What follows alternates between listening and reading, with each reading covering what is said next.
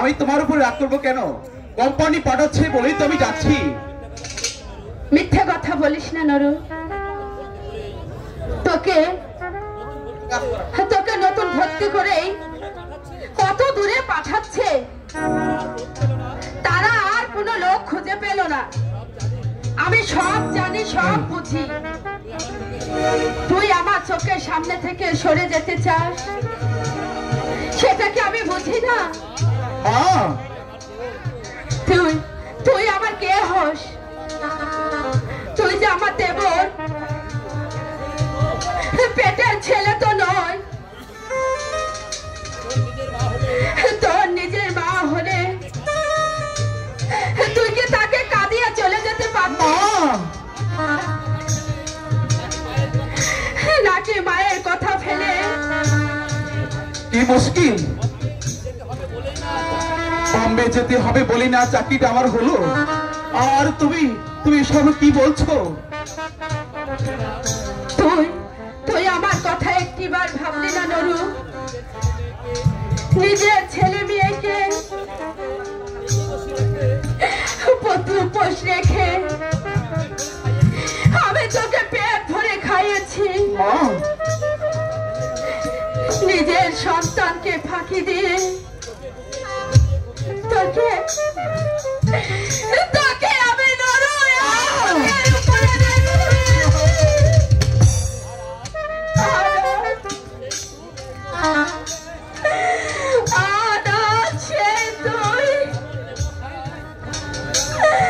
এমন একটা নেব খারাপ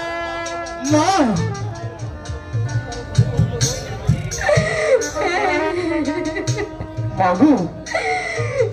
মায়ের কথা যদি তোর একটিবার মনে পড়তো, এখানে যাই হোক একটা কিছু তুই জুটিয়ে দিতি,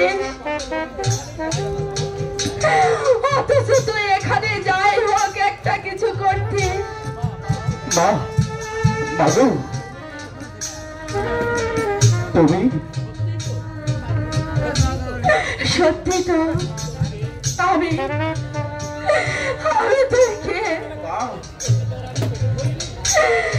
তোকে তো আর আমি পেটে ধরিনি। না, তুমি কথা বলো না মা। আমার কথা তুই বা কেন ভাববি? আরো আমার লক্ষ্মী মা, তুমি আমাকে ভুল বুঝো না মা। তোমার কষ্ট যে আমি আর দেখতে পারছি না রে মা, আর সেই জন্যই তো আমি এই চাকরিটা নিলাম। নইলে তোমাকে ছেড়ে কি আমি অত দূরে চলে যাই? ভুল আমি কাউকে বুঝি না নরু। সংসারে সবাই আমাকে ভুল বুঝে। তোর দাদা ভাবে আমি তোদেরকে চিরদিনের জন্য পর করে দিতে চাই, আর তুই ভাবিস মা শুধু আমার সঙ্গে দিন রাত বকবক করে। মাগো, কিন্তু তুই কি বলতে পারিস নরু? আমি কি করতে পারি?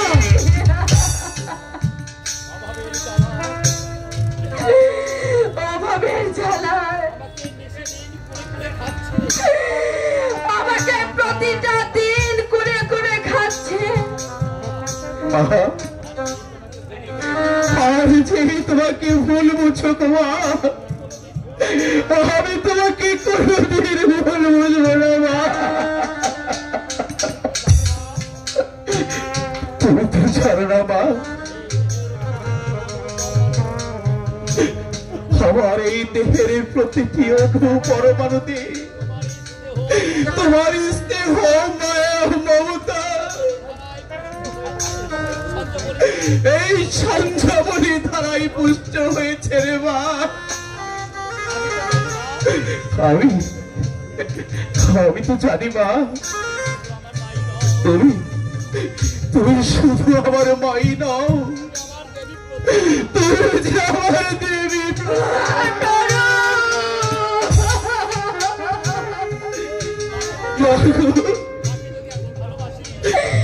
মাকে যদি তুই এতই ভালোবাসিস তাহলে বল না বাবা, তাহলে তুই এতদিন কোথায় ছিলি? একটি বারো কি তোর এই হতভাগিনী মায়ের কথা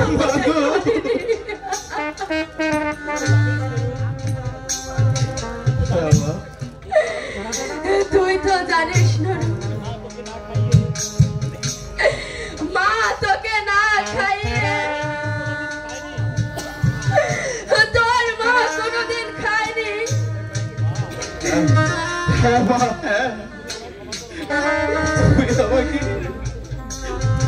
তুমি আমাকে ক্ষমা করে দাও মা। এতদিন আমি চাকরির জন্য পাগলের মতো ঘুরে বেড়েছি, আমি ওই দাদার মাথার উপর বসে বসে খেয়েছি। আমি তো তোমাদের দুঃখ ঘোষানোর জন্য আমি তোকে একটি পয়সাও দিতে পারিনি। আমার চোখের সামনে তুমি ধীরে ধীরে নেমে যাচ্ছ মা, আমি তার কিছুতেই সহ্য করতে পারি।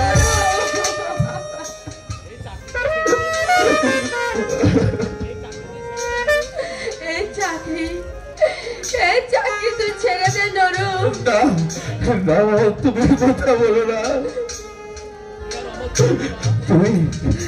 আমি তোমাকে অনুরোধ করছি মা, তুমি আর আমাদের করো না। আমি তো শুধু তোমাদের দুঃখ ঘোষানোর জন্যই আমি তোমাদেরকে ছেড়ে অত দূরে যাচ্ছি মা। কিন্তু অত দূরে কে তোকে রেখে দেবে? কে তোকে সময় মতো খাওয়াবে? বিছানা করিয়ে কে তোকে ঘুম পাড়াবে? আমি ঠিক করে দেবো মা। আমি প্রতিটি মাসে আমি চাকরি করে যখন মাস শেষে বেতন পাবো, আমি তোমাদের সংসারে আমি প্রতি মাসে আমি টাকা পাঠাবো। আর পিয়ন এসে তোমাদের বাড়ির সামনে এসে ডাকবে, শ্রীমতী প্রমীলা বসু, তুমি কি বাড়ি আছো? হ্যাঁ, এই কথা ভাবতে হচ্ছে কত সুখ মা। বলো মা, বলো তুমি আমাকে হাসি মুখে বিদায় দিবে।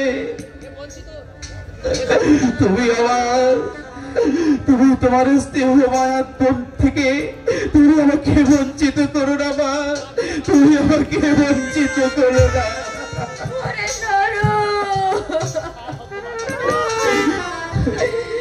ছাড় হতভাগা, ছাড়।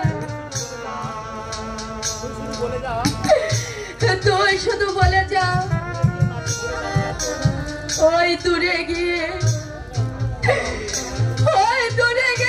হতভাগিনী মাকে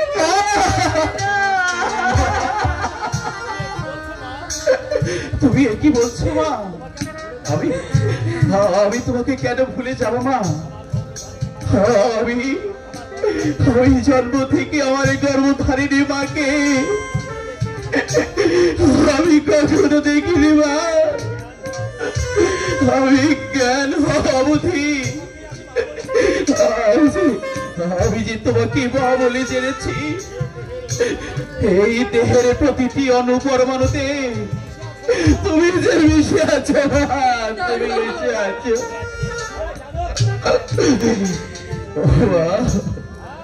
হ্যাঁ, এক সপ্তাহের মধ্যে টাকা মিটিয়ে দিতে বললে হলো। এই দেশে কি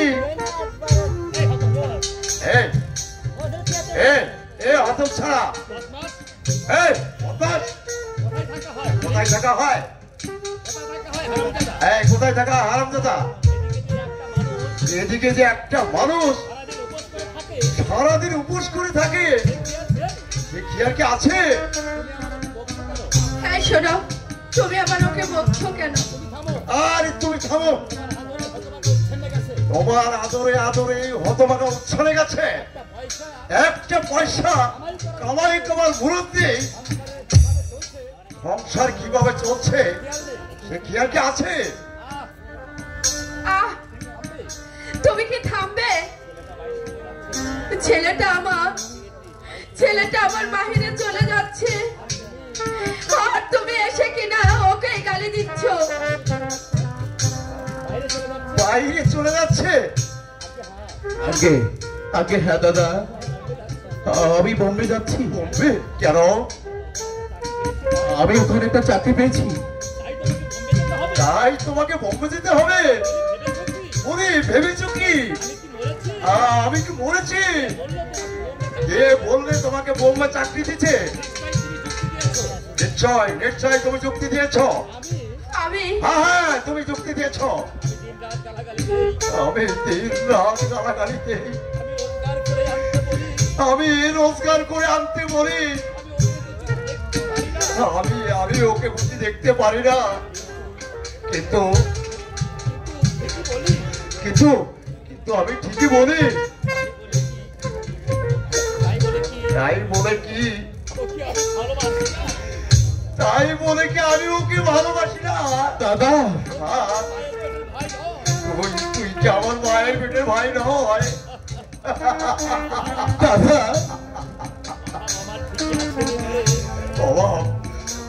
বাবা ঠিকই আছে রে নরে তোদের আমি লেখাপড়া শিখেতে পারিনি এই পেট ভরে আমি খেতে দিতে পারি না কিন্তু তোদের এই মুখে নিয়ে আমি যে বেঁচে আছি রে নরু দাদা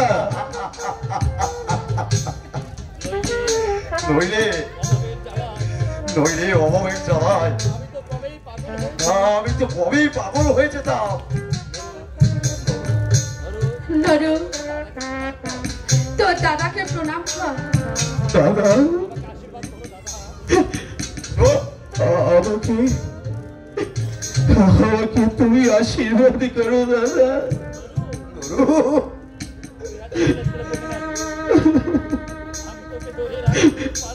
নরু,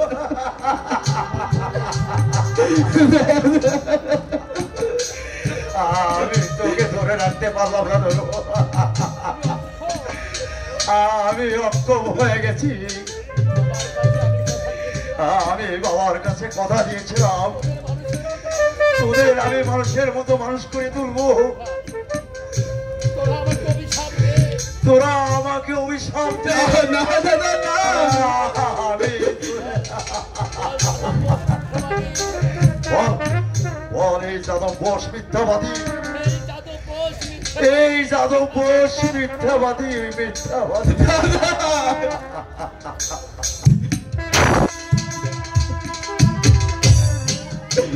মা তুমি দাদাকে সান্ত্বনা দিও মা, দাদা যে বড়ই আত্মভোলা আর যে দাদা বড় একা।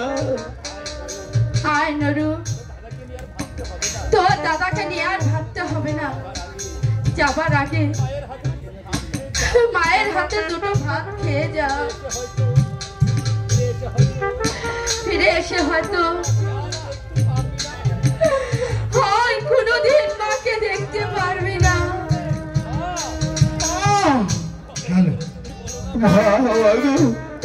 তুমি এমনই করে বলো না মা, তুমি আমাকে এমনই করে বলো না।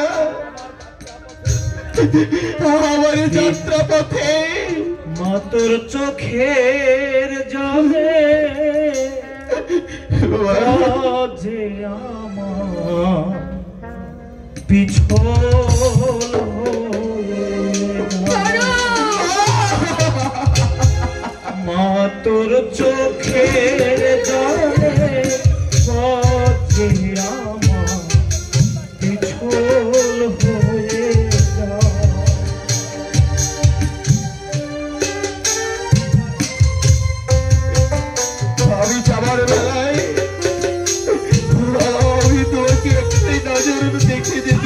মা তুমি আমার জন্য কোনো চিন্তা করবে না মা। তুমি অমন করে আর দেখো না যাবার বেলা, তুমি অমন করে আর দেখো না যাবার বেলা, মাতর চোখে জলে বাঁচে আমার পিছল হয়ে যায়, মাতর চোখে জলে বাঁচে আমার পিছল হয়ে যায়।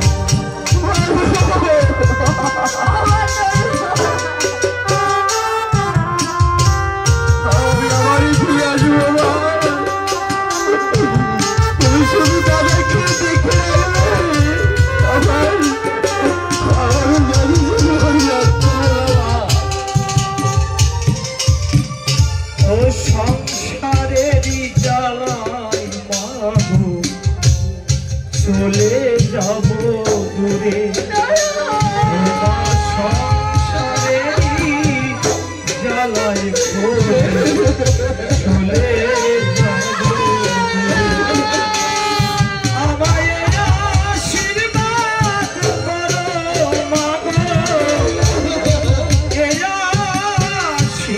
আশীর্বাদ করো মাগো, যাবার বেলা মাতর চোখে জলে পথে আমার পিছল হয়ে যায়, মাতর চোখে জলে পথে আমার পিছল হয়ে যায়, মাতর চোখে জলে পথে আমার পিছল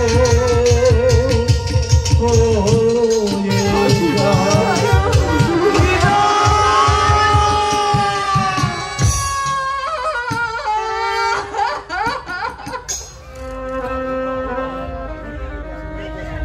হ্যালো, হে ভগবান,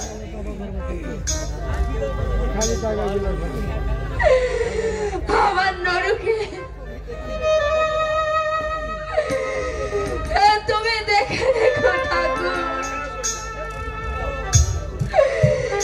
আমি যে ওকে ছোটবেলা থেকে মায়ের মমতা দিয়ে মানুষ করেছি, আমি আমার পেটের সন্তানকে ভুলে থাকতে পারি? আমি আমার নরকে আমি কিছুতেই ভুলে থাকতে পারবো না, কিছুতেই না, কিছুতেই না।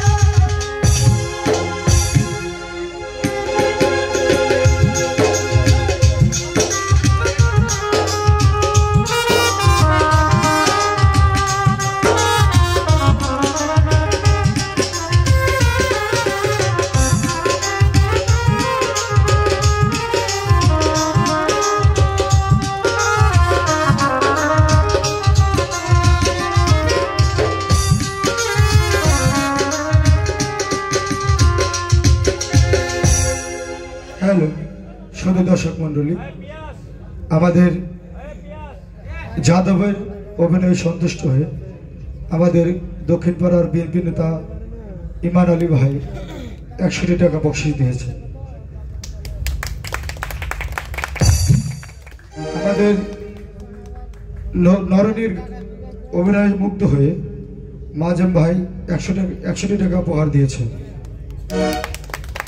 আমাদের এই ক্ষুদ্র অভিনেতাদের অভিনয় শুনে যারা আপনারা আমাকে উপহার দিয়েছেন, আমি তাদেরকে অসংখ্য ধন্যবাদ জানাচ্ছি। যারা দিয়েছেন তাদেরকে ধন্যবাদ, যারা দেননি তাদেরকেও ধন্যবাদ।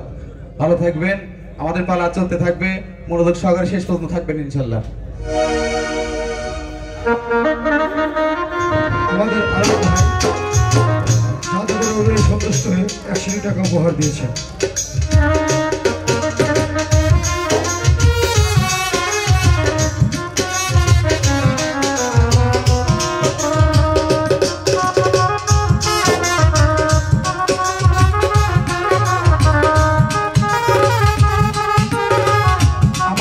আমাদের অভিনয় সন্তুষ্ট হয়ে আমাদের পাড়ার ছোট ভাই অনন্ত তাকে 100 টাকা উপহার দিয়েছে।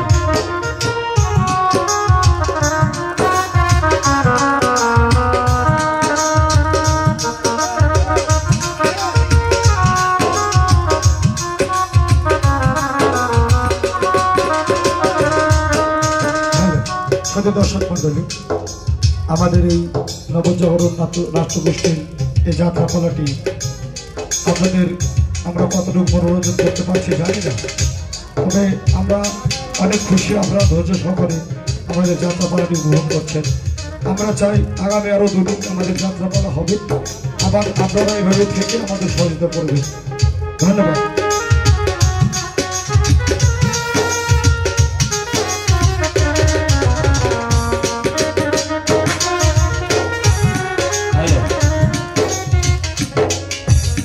সুপ্রিয় যাত্রাবাদী ভাই বোন বন্ধুগণ, অদ্বৈ রজনীতে আপনারা উপভোগ করছেন একটি পয়সা দাও নাটক। আগামীকাল রজনীতে আপনাদের মাঝে যে বইটি উপহার দিতে যাচ্ছে, ওপার বাংলার প্রখ্যাত নাট্যকার শ্রীরঞ্জন দেবনাথ রচিত, এপার বাংলার স্বনামধন্য পরিচালক পল্লব কুমার দাস পরিচালিত একখানা হাসি কান্নায় জর্জরিত একখানা অশ্রুসজল বই আগামীকাল রজনীতে থাকছে। সূর্য সাক্ষী, সূর্য সাক্ষী, আপনারা সবাই সমানভাবে আমন্ত্রিত।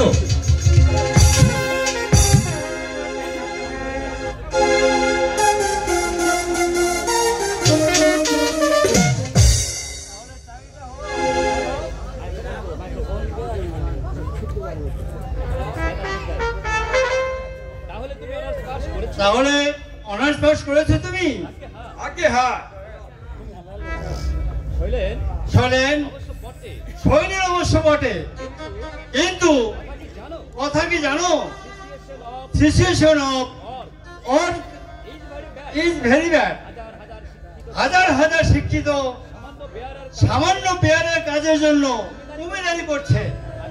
আগে আমিও সে কথা জানি স্যার, আমি নিজে একজন ভুক্তভোগী। সংসারের যা অবস্থা, তাতে ইমিডিয়েট একটা কিছু না করতে পারলে আর যে চলতে পারছি না। সব বুঝছি মাধব, কিন্তু এখন স্যার আমার ফর্মালিটি নেই। প্রয়োজন হলে বেরার কাজ করতে আমি রাজি। কি হবে? মর্যাদা বোধের বিলাস করে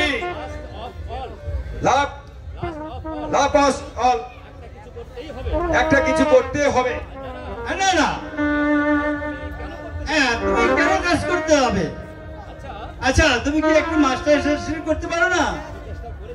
সে চেষ্টা করেছি স্যার, কিন্তু বর্তমান যুগে সুপারিশ ছাড়া কোনো কিছু হওয়ার উপায় নেই।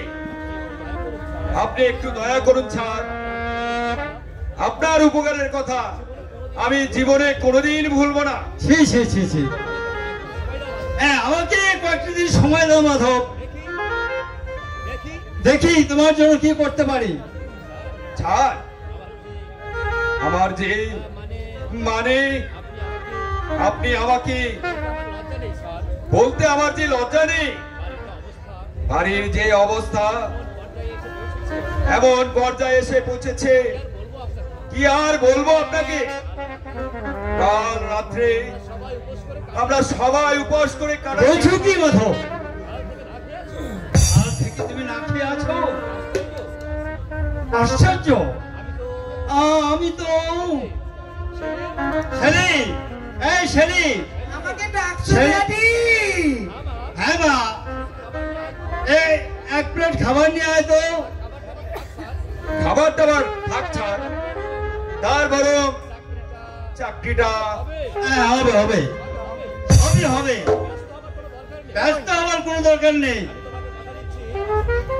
থাকতে পারি ভ্যাকান্সি, আমি তোমাকে কথা দিচ্ছি চাকরি তোমার হবেই। আপনার উপকার আমি জীবনে ভুলব না স্যার। বেকার জীবনে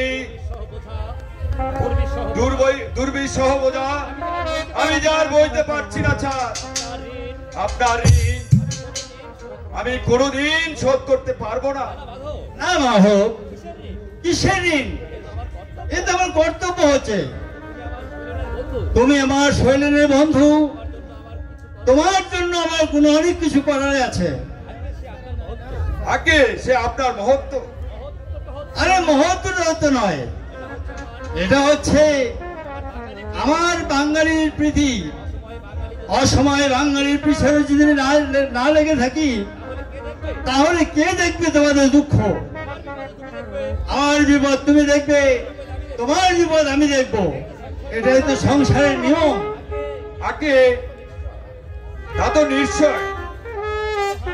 আর তবে হ্যাঁ, এই কথাটা রবি ঠাকুর আরো ভালো করে বলে গেছেন, দেবে আর নেবে, নেবে মিলাবে আর মিলাবে, যাবে না কো ফিরে। এই দেয়ালের মধ্যে সত্যিকারের ভালোবাসার ভারতবর্ষে লুকিয়ে আছে। আগে হ্যাঁ, এই ধরো তুমি একজন কন্ট্রাক্টর, কোম্পানির ঘরে তোমার 10,000 বিল আটকে আছে। আমি কায়দা করে বিলটা তোমার পাস করে দিলাম, আর তুমি আমাকে 200-500 টাকা দিলে। হ্যাঁ, তুমি আমাকে 200-500 টাকা দেবে না? নিশ্চয় স্যার। অবশ্য অনেক অবশ্য অনেক উন্মেষী বলবে এটাকে ঘুষ। আর আমি বলি কি জানো, এটা ঘুষ নয়, এটা হচ্ছে তোমার মাঝে আমার মাঝে দেয়ানের একটা ব্যাপার। আমি তোমাকে কাছে তোমার কাছে আমি উপকার করলাম, তুমি আমার উপকার করলে, এটাই তো মানুষের কর্তব্য। অথচ মানুষ সেটাই বুঝতে চায় না। ড্যাডি, ও ড্যাডি, এই যে খাবার। ওকে খেতে দে না মাধব। আপনি আবার কষ্ট করে। না না, তাতে কি হয়েছে? দিন ধরুন। ধন্যবাদ আপনাকে। Thank you. হ্যাঁ, তোমরা তাহলে গল্প সল্প করো। আমি দেখছি ওই মিস্টার মুখার্জিকে ফোনে অ্যাটেন্ড করতে পারি কিনা, তাহলে আসতে হ্যাঁ একটা ব্যবস্থা হয়ে যাবে। আচ্ছা, আমি চলি মাধব। আচ্ছা ঠিক আছে। আচ্ছা, নমস্কার। আপনি বুঝি ড্যাডির কাছে চাকরির জন্য কথা বলেছেন? আগে হ্যাঁ। কোন কলেজ থেকে আপনি পাশ করেছেন? বাদাঘাট হীরালাল পাল কলেজ। এখানে কোনো এডুকেশন কলেজ নেই? আগে না, ও সবের বালাই এখানে নেই, ছোট শহর তো। আপনি কোনো এডুকেশন কলেজে পড়লেন না কেন? প্রথমত আর্থিক অবস্থা, দ্বিতীয় হচ্ছে ওই বৌদি। বৌদি?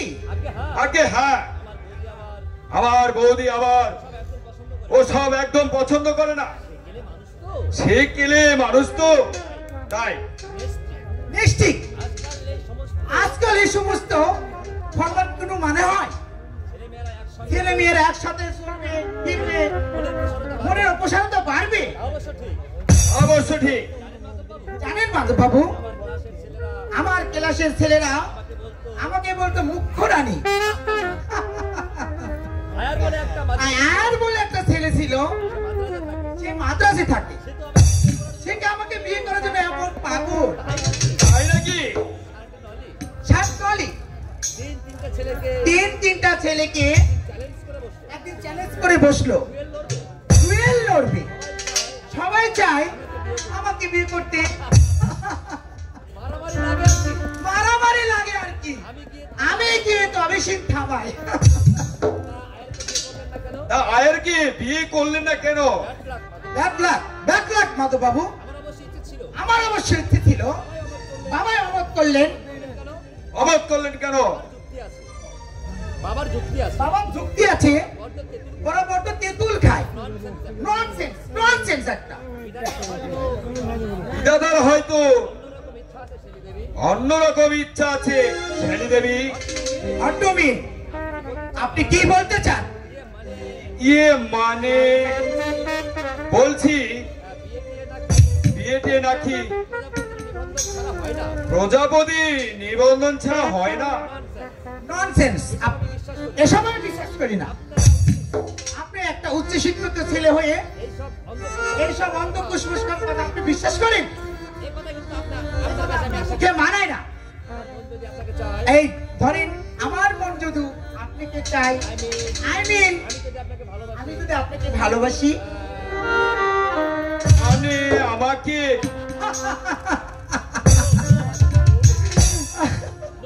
নো নো নো মাধব বাবু, সত্যি সত্যি কিন্তু আমাকে আপনাকে আমার চাই না। এটা একটা এক্সাম্পল। ও তাই বলুন। আমি ভাবলাম হ্যাঁ ভাই দে ভাই, জানেন মিস্টার মাধব বোস, দারিদ্রকে আমার বড় ভয় হয়। দারিদ্রকে আমি ঘৃণা করি। আই মিন আমি পছন্দ করি না দারিদ্রকে। না আছে শিক্ষা, না আছে স্বাধীনতা বোধ, না আছে রুচিজ্ঞান, পেটে ভাত নেই, অথচ শুয়োরের বালের মতো একটা বাচ্চা জন্ম দিবে না। নরক, একবারই নরক। গ্রামের মানুষকে পছন্দ করি না। ঠিক, ঠিক। ভাঙছে ভাঙছে শুধু ভাঙছে সমাজ সংস্থান নীতি জ্ঞান স্বাধীন জগৎ ভেঙে চুরমার হয়ে যাচ্ছে। আজ ওখানে দাঁড়িয়ে তোমাদের সব কথা আমি শুনেছি। ভাঙছে, এই শুধু ভাঙছে। প্রগতির নামে সমাজ শিক্ষার নামে স্বাধীনতা ভাঙছে, আর দেশের বুকে নেমে আসছে এই চরম দুর্নীতি। এইসব আধুনিকরা যেভাবে সমাজের বিরুদ্ধে বিদ্রোহিত করছে,